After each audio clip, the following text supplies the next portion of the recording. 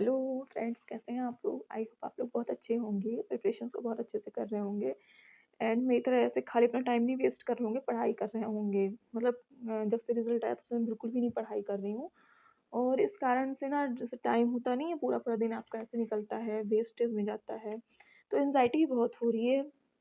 आज बिल्कुल भी कुछ भी अच्छा नहीं लग रहा था, मतलब कुछ भी नहीं, मतलब एकदम जैसा होता नहीं कभी-कभी कि कुछ समझ नहीं आता क्या करें, कैसे करें या अब मतलब एकदम से दिमाग ना एकदम से खाली रहता है। तो कई दिन से दिमाग बहुत खाली चल रहा है, तो मैं भी सोच रही हूँ कि अब मैं अपनी पढ़ाई को दोबारा से जैसे मैं पहले कर रही थी, रिज़ल्ट से पहले वैसे ही मैं फिर से शुरू करूँगी क्योंकि अब डेट एलएसबी का एग्ज़ाम भी जल्दी आ जाएगा। और अगर नहीं पढ़ेंगे तो तमाचा लगेगा एक गाल पे मेरे, ठीक है? क्योंकि जैसे देखिए जब फेलियर्स लाइन से आते रहते हैं तब कोई प्रेशर नहीं होता है। पर जब आप कहीं एक बार आपका कुछ होता है, आप कहीं आपको एक छोटी-सी भी मतलब सफलता या जो भी कहें आप मतलब कहीं सक्सेस हो जाते हैं थोड़ा बहुत भी, तो एक और अलग प्रेशर होता है कि अब हमें इससे भी अच्छा करना है ताकि लोगों को ये ना लगे कि हमें बस ये किस्मत के भरोसे ये चीज़ मिली थी।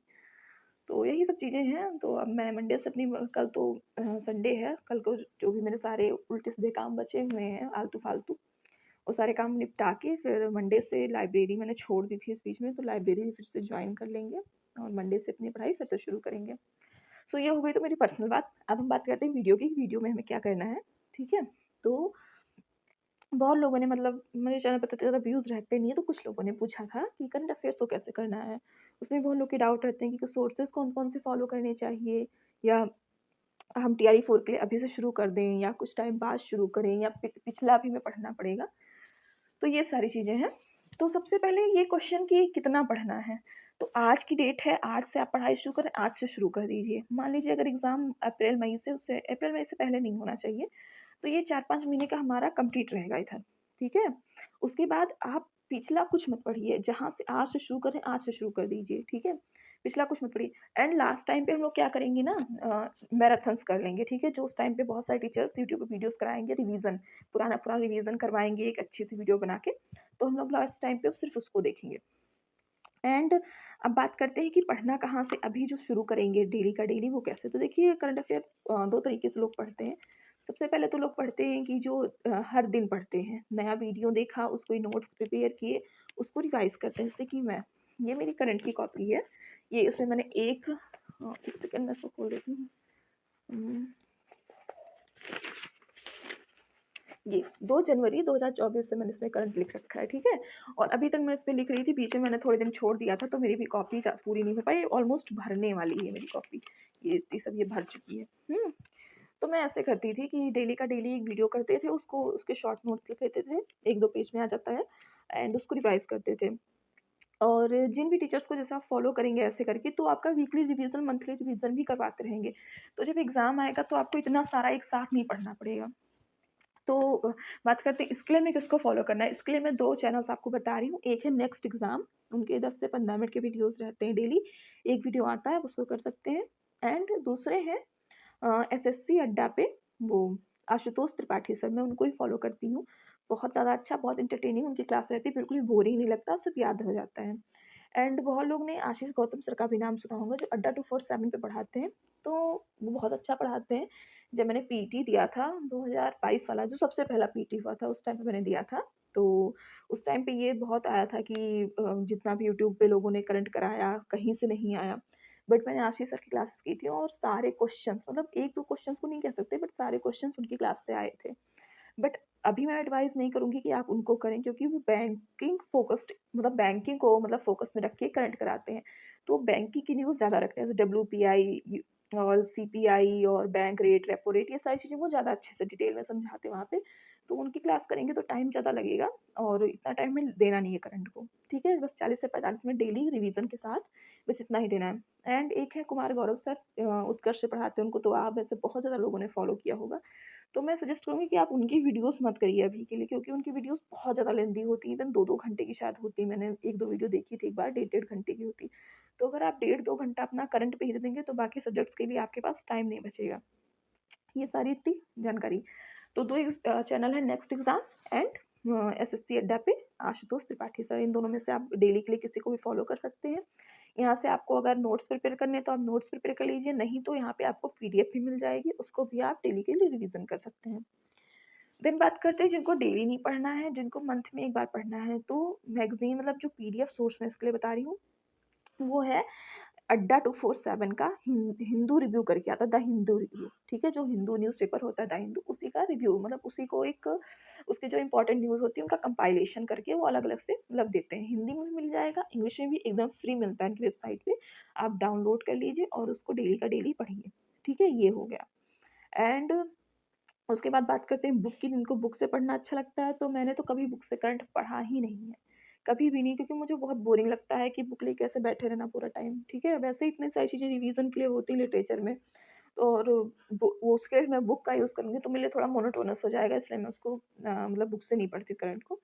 फिर भी अगर आप चाहें तो स्पीडी ले सकते हैं, उसका मैंने काफ़ी बहुत लोगों से नाम सुना है कि अच्छी रहती है, वन लाइनर करके दिया रहता है, और जो मतलब ज़्यादा कोई ख़ास न्यूज़ उस समय की रहती है, उसको भी अच्छे से वो मतलब 1-2 पन्ने पे अच्छे से उसको समझाए रहते हैं, अच्छे से उसका डिटेल एनालिसिस उन्होंने कर रखा होता है उस बुक में, ठीक है?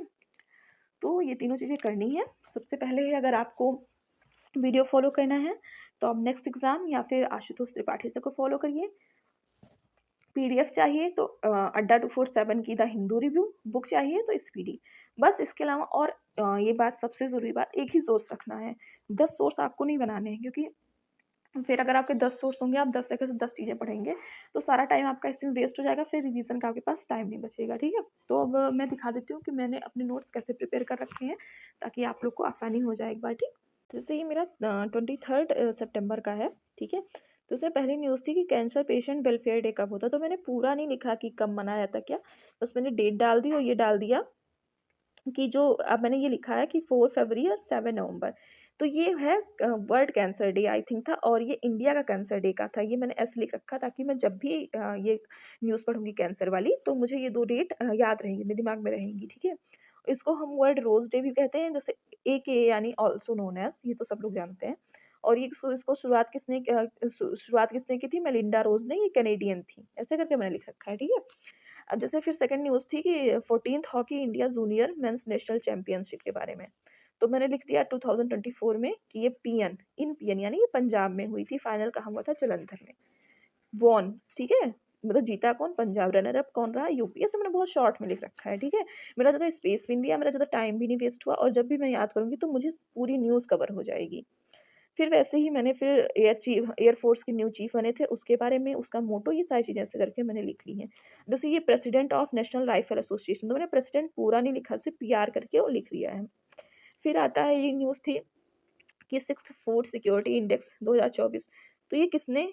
एफएसएसआई ने किया है। पहले पे कौन था? केरला, सेकंड पे तमिलनाडु, तीसरे पे झारखंड, चौदहवें पे सॉरी फोर्थ पे, चौथे पे हाँ गुजरात है, और नॉर्थ ईस्ट, यानी का मतलब नॉर्थ ईस्ट ये स्पेशल है, ठीक है? ये नॉर्थ ईस्ट में स्पेशल है, एनजी का मतलब नागालैंड। ऐसे करके आप ना खुद के छोटे-छोटे से वो बना लीजिए शॉर्ट फॉर्म्स, ठीक है? जैसे मैंने आपको दिखाया ना, ऐसे आप छोटे-छोटे खुद के शॉर्ट्स फॉर्म बना लीजिए और उस अकॉर्डिंग लिखिए। ज़रूरी नहीं कि जो मैं लिख रही हूँ जैसे आप उसको फॉलो करें। बस मैंने आपको दिखाया कि कैसे मैंने छोटा-छोटा करके बना रखा है अपना शॉर्ट फॉर्म्स, ये जैसे कोई चीज़ बढ़ रही है तो आप ऊपर का एरो दिखा सकते हैं, कोई चीज़ घट रही है तो नीचे का एरो दिखा सकते हैं। फिर पीएम को मतलब प्राइम मिनिस्टर को पूरा मत लिखिए, ठीक है?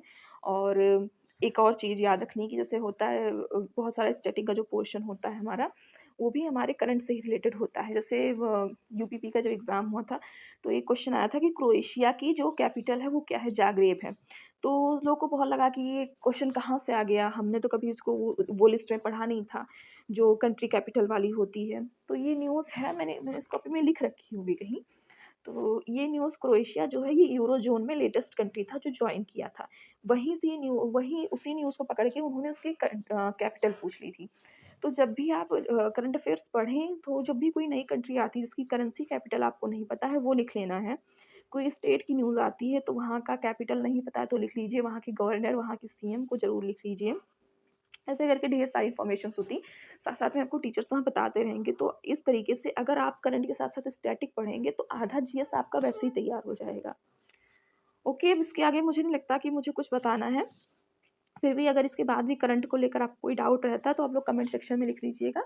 मैं पूरी कोशिश करूँगी कि मैं आप लोग को रिप्लाई करूँ, अच्छे से रिप्लाई करूँ और आपके सारे डाउट्स को दूर कर दूँ, ठीक है? अभी मुझे इतनी नॉलेज तो नहीं है, बट जो भी मैंने किया है अभी तक का, मैं उसी को आपके साथ शेयर कर रही हूँ। एंड मैं कल की वीडियो में मैं जो लास्ट पार्ट बचा हुआ है इम्पोर्टेंट इंग्लिश राइटर्स का, वो मैं शेयर करूँगी। एंड ठीक है, बस इतना ही, और क्या ही बोलूँ एंड एंड करके। मंडे से मैं भी अपनी पढ़ाई अच्छे से करूँगी, मैं आप लोग के साथ शेयर करूँगी कि मैं क्या-क्या पढ़ रही हूँ, और फिर मिलके पढ़ते हैं। ठीक है, बाय बाय, टेक केयर।